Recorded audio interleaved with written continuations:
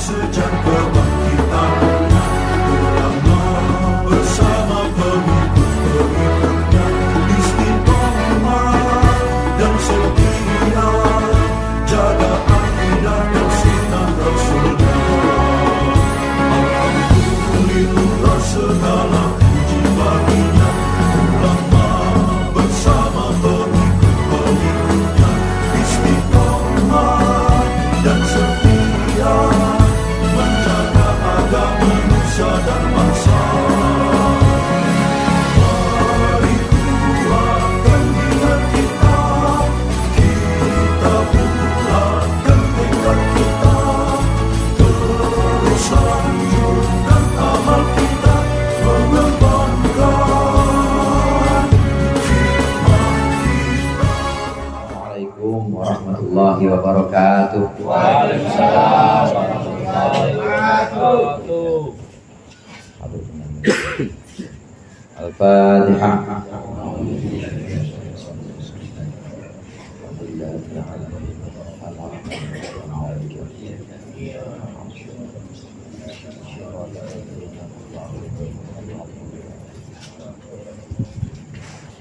Alhamdulillahi jalla wa ala ahmaduhu li jamil ayadi wal ala wa ashkuruhu syukra man ufiya minal bala wassalatu wassalamu ala sayyidina Muhammadin alladhi khassallahu bihi fadaila wa ala alihi alladhina amanu billahi wa rasulihi wa saddaqu bima qala wa ashabihi alladhina fazu bil iktidai wa naru darajatil ula. Amma ba'd, fa inna ahsanal hadithi kitabullah wa khairal hadi hadi Muhammadin sallallahu alaihi wasallam wa syarrul umuri muhdatsatuha wa kullu muhdatsatin bid'ah wa kullu bid'atin dhalalah. Segenap jamaah Majlis Ta'lim Al-Hidayah, bil khusus para ustaz, para hujjaj, para sesepuh, orang tua dan hadirin sekalian yang berbahagia. Malam hari ini kita akan melanjutkan pengajian kitab Bidayatul Hidayah. Mudah-mudahan apa yang sudah dibaca sebagai wiridan tadi dan juga apa yang akan kita pelajari menjadi sesuatu yang bermanfaat di dunia wal akhirah. Amin ya rabbal alamin. Di antara afat atau celak dari mulut lisan kita yang sudah kita bahas ada 4, yaitu yang pertama bohong. Bahkan bohong ini termasuk afatul lisan, termasuk bahayanya lisan yang paling banyak mendatangkan siksaan kubur. Sabda Rasulullah SAW, kebanyakan siksa kubur itu disebabkan oleh 3 perbuatan. Yang pertama sebab bohong, kemudian yang kedua sebab namimah atau adu domba. Bukan adu domba gibas, bukan, ngaduin orang sama orang. Ketemu sama Pak Haji, bilangnya Pak Haji jelek banget tuh kata Ustaz Anu. Nanti ketemu Ustaz, bilangnya Ustaz kata Pak Haji lu mah orang paling jelek di kampung ini. Berantem akhirnya Pak Haji sama Ustaz. Nah ini namanya ngadu orang. Ini kebanyakan siksa kubur dari namimah. Kemudian yang ketiga, kebanyakan siksa kubur selain dari bohong, dari mengadu orang, yaitu dari kencing, saudara. Minal baul. Kalau kencing kita nggak hati-hati, nyiprat itu nanti ya sholat kita nggak sah semuanya. Nah gara-gara kencing ini sering atau kebanyakan siksa kubur dari kencing ini. Ini 3 hal. Bohong. Yang kedua yaitu sumpah palsu yang sudah kita bahas. Atas nama Allah dia bersumpah, wallahi, demi Allah, wallahi ini harga termurah, modalnya aja belum dapat bang, padahal itu udah ada untungnya dia udah pakai nama Allah. Ini juga termasuk afatul lisan atau bahayanya lisan. Yang ketiga yaitu apa kemarin? Yang ketiga ghibah. Betul, ghibah itu makan daging saudara sendiri, maksudnya makan daging saudara sendiri. Itu ghibah juga termasuk afatul lisan atau bahayanya lisan kalau kita nggak jaga. Kemudian yang keempat terakhir yang masih dalam pembahasan kita terakhir kemarin, yaitu debat kusir yang bisa menimbulkan pertikaian, bisa menimbulkan perselisihan. Ini juga termasuk afatul lisan, termasuk bahayanya lisan. Nah, berikut ini akan kita bahas bahayanya lisan yang kelima. Ya, yang bahayanya lisan yang kelima. Di situ ada al-khamisu, betul ya?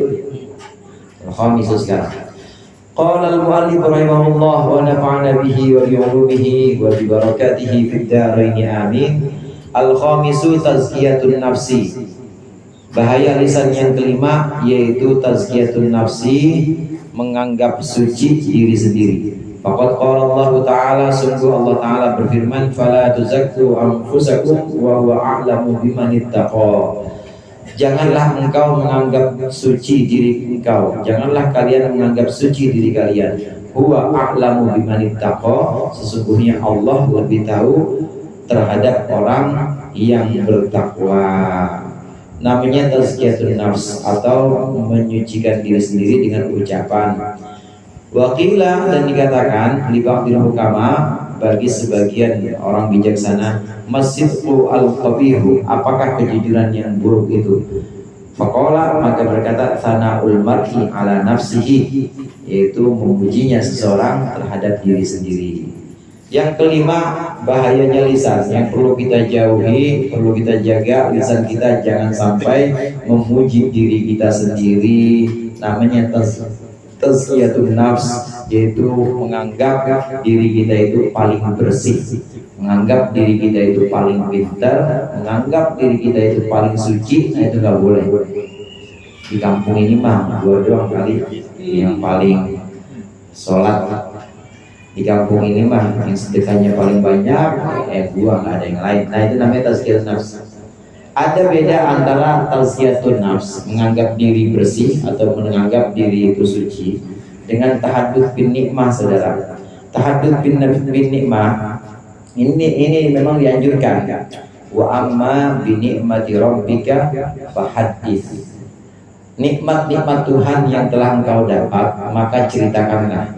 Ini boleh, dengan catatan kalau kita ingin memuji diri kita sendiri. Alhamdulillah saya mah bang, anak 4 kuliah semua, misalnya begitu. Alhamdulillah saya bang, bini 4 akur semua, ada. Alhamdulillah saya mah bang, meskipun kerjanya ya cuma begitu-gitu aja, tapi rezeki mah ada saja. Soalnya saya emang tawakal sama Allah, pasrah aja sama Allah. Nah, kalau ini tahadduts bin nikmah, memang niatnya adalah untuk menceritakan nikmat Allah yang sudah kita terima kepada orang yang mau mendengarkan kita. Kalau memang niatnya murni untuk menceritakan nikmat Allah yang banyak yang sudah kita terima, maka boleh. Kenapa? Karena itu bagian syukur. Bagian dari syukur kita, syukur dengan lisan. Syukur dengan lisan bisa alhamdulillah, bisa juga dengan menceritakan nikmat-nikmat Allah yang sudah kita terima. Bedanya dengan tazkiyatun nafs, bedanya dengan merasa paling bersih. Kalau tazkiyatun nafs itu merasa unggul dengan ucapannya, merasa dia beda dengan orang lain, merasa orang lain di bawah dia semua. Nah, itu nggak boleh. Tapi kalau niatnya adalah untuk menceritakan nikmat, apalagi yang kita omongin atau yang kita ajak bicara itu orang yang memang mau dengar kita, itu boleh hadis bin nikmah. Tapi kalau tujuannya adalah untuk mengunggulkan diri sendiri, kemudian untuk merasa lebih tinggi dibanding orang lain mah semuanya kalah di bawah dia, maka ini kesombongan yang muncul dengan ucapan, namanya tazkiyatun nafs. Ini yang dilarang. Firman Allah di sini, jangan kalian mensucikan diri kalian, fala tuzakku anfusakum huwa a'lamu biman ittaqa. Jangan ngerasa suci, jangan ngerasa bersih. Sesungguhnya Allah lebih tahu terhadap siapa yang bertakwa. Bahkan hadirin, Allah udah tahu sebelum kita ada di dunia ini, masih di alam arwah. Ketika masih ada di sulbi, di tulang sulbinya Nabi Adam, ini Allah tahu, ini bakalan orang-orang yang bertakwa tuh Allah tahu. Sudah sejak dulu atau sejak azali Allah mengetahui mana orang yang bakal takwa dan mana orang yang bakal melawan sama Allah. Jangan merasa bersih. Allah tahu, lebih tahu tentang mana orang yang bertakwa dan mana orang yang ingkar kepada Allah. Mensucikan diri atau yang disebut dengan tazkiyatun nafs ini dilarang, tidak boleh. Ini termasuk bahayanya lisan yang perlu dilakukan, yang perlu dijauhi. Yang perlu kita lakukan adalah untuk menjauhi sifat ini, sifat menganggap diri kita bersih. Ada satu makalah di sini. Kejujuran yang sesungguhnya, kejujuran yang buruk. Ada jujur yang buruk itu apa? Jujur yang buruk itu adalah jujur menguji seseorang, menguji diri sendiri.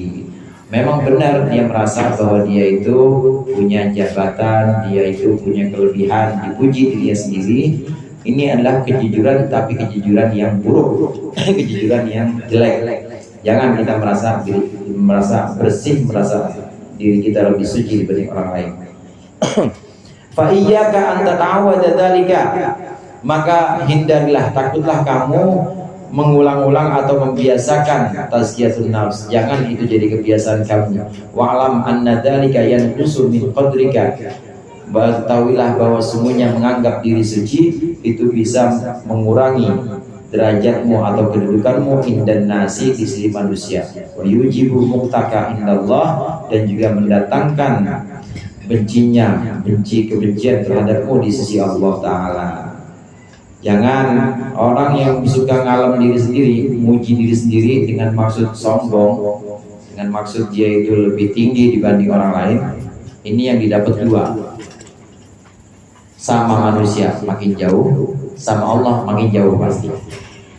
Orang yang sering ngalam diri sendiri, saya mau bang, misalnya, cuma saya doang yang bisa begini. Nah, dia sering begitu tuh. Itu bisa mendatangkan dua hal. Yang pertama, orang makin jauh sama dia, Allah juga makin jauh sama dia. Marah Allah. Jadi makin lama makin jauh, makin lama makin banyak orang yang menghindar dari dia. Marahnya Allah juga datang. Dia jauh dari Allah. Orang yang memuji diri sendiri ini mendapatkan dua hal ini. Jangan kita memuji diri sendiri, tapi hendaklah kita itu tawadhu, yaitu merendahkan diri di hadapan orang lain. Ini yang diajarkan orang tua kita dulu. Kebanyakan kita yang Ahlussunnah wal Jamaah ala thariqatin Nahdlatul Ulama. Kalau kita orang dulu, orang NU, itu biasanya suruh jadi imam aja mikir-mikir. Kalau udah ada yang biasa mimpin, di musola, itu dia suruh mimpin jadi imam, nggak mau dia. Kenapa? Tawadhu, merasa belum pas aja, dan nggak pernah merasa bahwa dirinya itu lebih unggul. Padahal lulusan Al-Azhar, Kairo, padahal dia lulusan pesantrennya 6 tahun. Tapi kalau semimpin kita dulu, nanti dulu biarin, masih ada yang lain. Itu begitu tuh tawadhunya.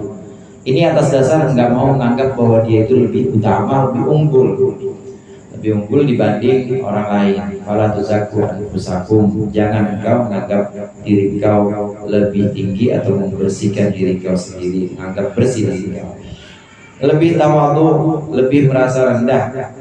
Mau itu imamnya bacaan belum fasih, atau udah tua, atau emang udah waktunya ganti, tetap aja nggak mau dia, tetap biarin aja. Ini saking tawadhunya. Beda sama yang sekarang ini, kadang-kadang masjid aja pengen direbut sama dia. Ya, di KM-nya dirombak semuanya sama dia, pokoknya harus orang dia. Ya, di sini mah nggak ada ya. Sono di Bojong Penyot adanya. Di sini mah baik-baik semua. Amin. Orangnya tawadhu, tahu warna duit. Tawadhu, tahu warna duit, bukan tawadhu, bukan tahu warna duit. Berdasarkan ini, maka kita harus lebih merasa bahwa kita itu kurang di mata orang lain. Kita ini kurang. Jangan merasa suci, jangan merasa bersih. Bagaimana caranya? Cara untuk menghindari ini, cara untuk menghindarinya diajarkan di sini. Fa idza aradta an ta'rifa anna tana'aka 'ala nafsika la yazidu fi qadrik. Dan jika engkau ingin mengetahui, ingin mengenal bahwa sesungguhnya pujianmu terhadap dirimu sendiri, la yazidu fi qadrika inda ghairika, tidak akan menambah kemuliaanmu di sisi orang lain. Fandur, maka lihatlah ila aqronika, kepada sahabat-sahabat atau teman-temanmu, idza athnau ala anfusihim bil fadli wal jahi wal ma', ketika mereka teman-temanmu itu memuji diri mereka sendiri dengan fadl, keutamaan, dengan kedudukan dan juga dengan harta. Kaifa yastaqiluhu qalbuka, bagaimana hatimu itu mengingkarinya, alaihim, atas mereka. Wa yastaskiluhu tabuka, dan juga alamimu, alamiah atau nalurimu, tabiat itu nalurimu itu mengingkarinya. Wa kaifa tatumuhum alaihi, dan bagaimana engkau mencela mereka atas tazkiyatun nafs atau atas memuji diri sendiri. Idza faraqtahum, ketika engkau berpisah dengan mereka. Fa'lam annahum aidon fi hali tazkiyatika li nafsika yadumunaka, ketahuilah bahwa sesungguhnya mereka temanmu ketika engkau mensucikan diri sendiri, menganggap diri suci, itu yadumunaka fi qulubihim, mereka itu mencelamu dalam hati mereka. Najizan, tiba-tiba atau seketika itu juga, wasayudhirunahu bi alsinatihim, dan mereka akan melahirkan celaan itu dengan lisan mereka. Idza faraqtahu, ketika engkau berpisah dari mereka. Ada 3 di sini. Biasanya orang itu menganggap diri unggul, menganggap diri itu lebih tinggi dibanding orang lain. Itu yang pertama karena harta. Pertama karena harta biasanya. Kayak paling, kalau kegiatan apa-apa paling banyak dia nyumbangnya, jalanan juga yang aspal dia, semuanya dia. Nah, terus merasa unggul. Kemudian muncul dalam ucapan, ini kampung kalau nggak ada gua, orang-orang nggak bisa jalan nih. Orang gue bikin jalan semua. Namanya kalau nggak ada gua tuh muncul itu namanya tazkiyatun nafs juga. Karena apa? Karena harta. Yang kedua, biasanya karena kedudukan. Hartanya sih biasa aja, tapi kedudukannya tinggi. Ini juga bisa bikin orang sombong, muncul ke lisan. Dalam lisan munculnya jadi tazkiyatun nafsi tadi. Yang kedudukan yang sifatnya ini diupayakan, kedudukan yang sifatnya ini diusahakan. Dia memang jabat, dia memang tokoh masyarakat, emang bertahun-tahun yang ngurusin warga, ya dia. Bertahun-tahun yang banyak jasanya kepada masyarakat, ya dia. Kemudian merasa unggul dibanding yang lain, muncul dalam lisan, namanya tazkiyatun nafsi juga, namanya menganggap diri suci juga. Nggak boleh. Kemudian yang ketiga, selain karena kedudukan yang memang diupayakan atau diusahakan, yang ketiga karena fadl. Fadl itu keutamaan yang Allah kasih gratis. Beda sama yang kedua tadi. Yang kedua keutamaan juga kedudukan, cuma Allah kasih karena dia sungguh-sungguh. Jadi apa dia? Jadi pangkatnya atau derajatnya di sini masyarakat itu tinggi. Ustaz dia mah itu misalnya, dia mau bertahun-tahun yang ngajar, ya dia bertahun-tahun orang juga jadi pintar karena dia. Nah, merasa bersih sendiri, ini Ustaz tazkiyatun nafs namanya, menganggap diri dia unggul. Juga kedudukan dia di sini karena memang upaya dia, karena memang usaha dia punya banyak jasa. Ini namanya biljah atau dengan kedudukan. Ada yang bil fadl. Bil fadl ini dia utama, derajatnya, kedudukannya tinggi dibanding orang lain, tapi sebab gratis dari Allah. Kayak apa? Keturunan. Dua mah turunan kiai misalnya, padahal nggak bisa ngaji dia nggak bisa ngaji. Lalu pada kan turunan Bintaro, ada turunan flyover, ya kalau yang sebelah sini tanjakan, bukan turunan. Ada turunan ini, turunan turunan Nabi. Gua mah keturunan Nabi, namanya keturunan Nabi, ya perlu dihormati. Nah, yang kayak begini namanya tazkiyatun nafs juga. Nggak boleh. Ulama-ulama kita dulu, meskipun secara nasab, meskipun secara garis keturunan itu masih ada sambungnya, nasabnya pada Rasulullah, nggak pernah menyebutkan keutamaan-keutamaan itu, biasa aja. Wali Songo itu hadirin, Sunan Ampel, kemudian putranya Sunan Ampel, Sunan Bonang, Sunan Derajat, itu semuanya keturunan Rasulullah, tapi nggak pernah mengagungkan itu, nggak pernah, biasa-biasa aja. Kenapa? Karena memang nggak boleh menganggap diri unggul, menganggap diri lebih suci, lebih tinggi dibanding orang lain, karena fadl yang tadi saya bilang dikasih gratis sama Allah. Emang udah Allah takdirin dia lahir dari orang mulia. Emang kita bisa milih bapak kita? Nggak bisa kan? Ya ente mah enak turunan, ente mah enak anaknya anu, kan nggak bisa kita pilih bapak kita. Apalagi gratis, orang nggak usaha apa-apa, dia nggak ngaji, nggak bisa apa-apa, tapi merasa unggul cuma gara-gara fadlnya Allah. Contohnya gara-gara keturunan atau gara-gara nasabnya, padahal dia kagak bisa ngapa-ngapain. Nah ini termasuk tazkiyatun nafs. Kalau sampai muncul nih, gua harus dihormatin, nih gua meskipun kagak bisa ngaji, lu harus cium tangan bolak-balik karena gua keturunan. Nah yang seperti ini tazkiyatun nafsi juga, ini harus dihindari juga. Afatul lisan, termasuk bahayanya lisan. Kenapa ini harus dijauhi? Gampang hadirin. Kalau kita ngelihat orang kumpul sehari, ini orang kalau kumpul sama kita ngobrol sehari, dia pasti yang dia ceritain pasti dia aja pokoknya dominan kalau ngomong. Aneh mah nggak belajar juga pinter, ntar mah ya alhamdulillah, makanya pakai alhamdulillah ya alhamdulillah. Aneh mah nggak pernah sih yang namanya maksiat ya, walaupun ada depan mata tetap ada mah tetap ingat sama Allah terus begitu, dia bangga terus gitu sehari, 2 hari, 3 hari, lama-lama kita enak nggak? Lama-lama enak. Nah kalau kita melihat orang lain seperti itu aja kita nggak suka, maka berarti kalau kita begitu orang lain nggak suka sama kita.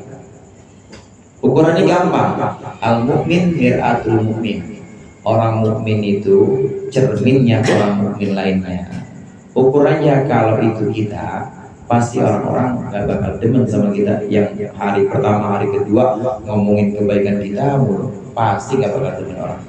Nah kalau orang begitu, kalau orang-orang gak demen kita memuji diri kita sendiri, maka jangan kita lakukan itu. Ukurannya gampang sebagai cerminan. Cerminan seorang mukmin itu pasti menjadi cermin untuk mukmin yang lain. Untuk menjadi mukmin, untuk menjadi cerminan, kita lihat cermin dari saudara kita. Ini kira-kira kalau saya ngomong sama Pak RT misalnya, kalau saya ngomong sama Pak RT, kira-kira Pak RT marah ya? Marah. Nah kalau marah jangan dilakuin, gitu aja. Itu namanya mir'atul mukmin. Karena yang namanya tabiat atau yang namanya karakter orang, kebanyakan walaupun nggak sama, kebanyakan itu sama. Kalau orang nggak suka dengar orang muji-muji diri sendiri, berarti kita juga jangan muji-muji diri kita sendiri. Kalau orang nggak suka dipukul, maka kita jangan suka mukul orang, dan seterusnya. Ini yang namanya mir'ah atau yang namanya cermin dari saudara kita sendiri, kita lihat. Jadi di sini ada 2 hadirin, menyebutkan kebaikan-kebaikan diri kita ada 2, ada yang tercela, ada yang terpuji. Di awal tadi sudah saya sempat singgung, yang tercela itu kalau pujian kita ngalem diri kita sendiri, kita mengangkat kebaikan-kebaikan kita sendiri, tujuannya untuk lebih mulia dibanding orang lain, tujuannya untuk membedakan kita dengan orang lain, tujuannya untuk merasa bahwa kita tinggi dibanding orang lain. Gak boleh kita memuji atau menyebutkan kebaikan-kebaikan kita, menyebutkan jasa-jasa kita, atau menyebutkan keutamaan-keutamaan kita. Nggak boleh kalau tujuannya untuk merasa beda sama orang lain. Pencerita begini nih, saya nih misalnya saya keturunan Sunan Gunung Jati yang ke-40. Jadi kalau ke Kanoman Cirebon itu pada saat saya punya sertifikatnya, terus dari hari ke hari itu mulu yang ceritain Tujuannya apa? Tujuannya bukan buat bersyukur. Tujuannya nanti kalau undangan berkatnya 3. Orang-orang kalau telurnya setengah, dia mah 2. Sendal tolong dibawain, jangan taruh di situ aja geletakin, tolong simpenin. Tujuannya begitu, tujuannya supaya dibedain, diistimewakan. Gak boleh. Ini namanya menyebutkan kebaikan diri sendiri atau nikmat-nikmat yang ada di diri. Tujuannya adalah untuk menganggap dirinya lebih tinggi dan harus dibedakan, gak boleh. Kemudian yang kedua yang diperbolehkan, kita boleh menyebutkan kebaikan kita. Kita boleh menyebutkan keutamaan-keutamaan diri sendiri boleh kalau tujuannya untuk kebaikan agama. Contoh, emang dia suami lagi ngobrol sama istrinya malam-malam. Alhamdulillah ya, bapak mah meskipun kerja cuma gini-gini aja, anak-anak mah kuliah semua. Itu kan sama tuh modelnya. Modelnya sama nggak tuh Pak? Sama, menyebutkan kebaikan diri juga. Alhamdulillah meskipun nggak bisa apa-apa, sekolah juga SD doang, tapi anak-anak kuliah semua. Alhamdulillah dulu rumah kontrak, sekarang mah udah punya kontrakan. Ini kan ngomongnya kepada orang yang memang mau mendengarkan omongan, dan nggak mungkin tujuan itu untuk meninggikan diri, nggak mungkin.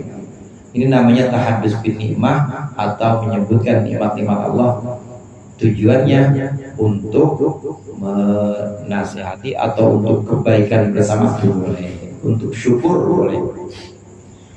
Kata-kata yang tadi atau cerita yang tadi ini kalau didengar sama orang lain beda.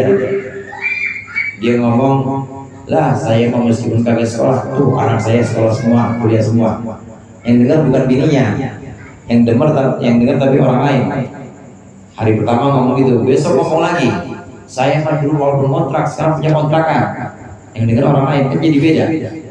Walaupun kata-katanya sama, ceritanya sama. Karena tujuan yang tadi dengan istrinya ini tujuannya memang bersyukur, boleh. Tapi yang kedua, contoh yang kedua, walaupun ceritanya sama, ini tujuannya untuk merasa dirinya lebih tinggi dibanding orang-orang. Ini nggak boleh. Sama-sama. Jadi beda tipis saudara. Beda tipis antara tahaddus bin nikmah dengan tazkiyatun nafs. Beda sedikit. Yang diperbolehkan tahaddus bin nikmah. Tahaddus bin nikmah boleh juga terjadi misalnya kalau tadi contohnya suami dengan istri, boleh juga antara guru dengan murid, guru sama muridnya. Guru bilang, saya Alfiah apa waktu tahun pertama mondok udah hatam. Nah, kamu juga harus bisa hatam tuh, hafal 1002 B. Udah 2 tahun di sini masa belum hafal-hafal. Saya mah tahun pertama dulu udah hafal. Ini tujuannya buat nasihatin muridnya, boleh. Yang kayak begini. Yang nggak boleh kalau buat kesombongan. Atau misalnya untuk damaiin orang, untuk mendamaikan dua orang atau 2 pihak yang sedang berseteru. 2 orang yang sedang berseteru. Ada orang ngadu sama PRT saya. Ngadu PRT, ini saya berantem mulu sama bini. Ente gimana sih? Yang bagus apa? Saya mau walaupun nama bini kagak pernah saya kagak pernah tengokin, pulang seminggu sekali misalnya. Saya pulang seminggu sekali, tetap saya mau rukun sama bini. Makanya jangan suka nggak pernah sih saya ini main tangan sama bini. Nah pengen juga seminggu sekali saya mah sambil saya kasih 5 juta. Ya pantesan akur, kagak pernah berantem. Ini tujuannya bukan sombong sama orang yang lagi curhat, bukan sama orang yang lagi berantem sama bini. Tujuannya apa? Untuk mendamaikan supaya ini suami adem, supaya ini suami bisa ambil pelajaran. Kalau tujuannya untuk kemaslahatan, boleh kita menyebutkan kebaikan-kebaikan kita. Tapi kalau tujuannya untuk kesombongan, nggak boleh, haram. Kalau tujuannya untuk kesombongan, ini tazkiyatun nafs, ini bahayanya lisan. Jamaah rahimakumullah, memang ini adalah dosanya lisan. Dosanya lisan ngomong bahwa saya mah ilmunya paling tinggi di kampung ini, udah gitu nasab saya mah paling mulia. Nasab bukan sembarang nasab saya mah. ente nasib aja berat banget. Saya merasa mulia, nasib mulia. Tujuannya sombong, lisannya itu dosa lisan. Tapi sombong itu sendiri dosa hati. Jadi ada dua di sini, lisannya dosa, hatinya juga dosa sombong. Sombongan itu lisan, kesombongan itu hati. Ucapan tazkiyatun nafs, merasa dirinya suci, itu lisan. Nah, ada dua di sini, ada dua kesalahan atau ada dua dosa yang bisa terjadi untuk orang yang melakukan ya dosa kesombongan, ya dosa lisan. Hati-hati, kita harus jaga ini karena munculnya dari kesombongan.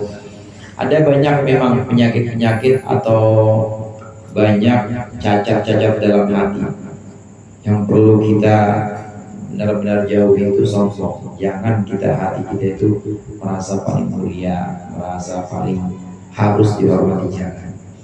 Kata Rasulullah, la yadkhulul jannata man kana fi qalbihi mithqalu dzarratin min kibrin. Tidak akan masuk surga orang yang dalam hatinya itu ada sebesar biji atom kesombongan. Cuma sombong sedikit aja nggak bisa masuk surga itu gara-gara sombong. Adanya di mana? Di hati. Gara-gara sombong. Orang maksiatnya karena nggak tahu dia. Apa nih bang? Sate apa? Sate babi. Nah enak ya. Sate dia nggak tahu. Langsung astagfirullahaladzim. Gagal lagi dah gua jalan malu. Beres urusan nih. Astagfirullah. Nyesel terus.